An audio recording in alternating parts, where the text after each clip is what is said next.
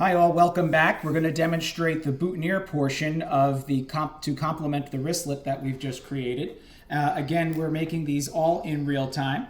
We have a double spray rose boutonniere coming right up. Very similarly to the wristlet, we're going to be trimming off the stem of the rose and using our hair wire coming through the top of the stem and beneath the bloom and bending that down.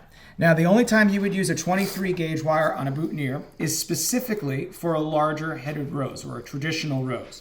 However, the same rules apply to using the hair wire in that you use a short stem of the bloom, wire through beneath the head of the bloom, and then wrapping that down so it's nice and clean so we can have a proper finish on our boutonnieres. Again, second bloom, and then we're going to use our floral tape to come around, clean and down. The balance of this wire is going to be discarded, but it is important that we have a long enough stem wire to work with. So we're going to once again get rid of those guard petals, and we're going to use the smaller of the blooms on top, larger of the blooms on the bottom. To this, we're going to add a little bit of our gun-eye eucalyptus because this, as we mentioned, is to complement the wristlet that we've just created. And we're going to take a little bit of baby's breath and add this into the boutonniere as well, because the goal here is for these to complement each other. So you could always add a little bit more baby's breath when you're making it and then trim it off as you wish. But it's a little easier to add a larger stem of baby's breath because it is so delicate in the beginning, and then trim off the balance that you don't need after you've attached it. So again, we're going to clear off any foliage that's going to be beneath your thumb and forefinger.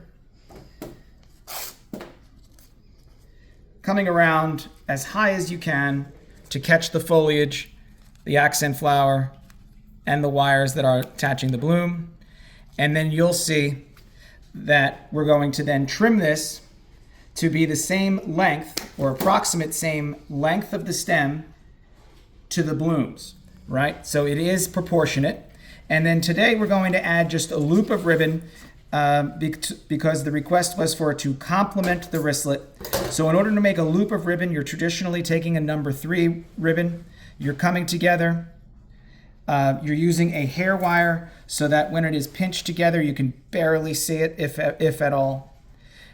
This is made very similarly to a remembrance ribbon, something that someone would wear in dedication or in honor of someone or a cause. You then take this ribbon, nestle it against the blooms, all right? And then simply with the floral tape, you come down the stem one more time and put a nice clean cut. And there you have a boutonniere to complement that wristlet.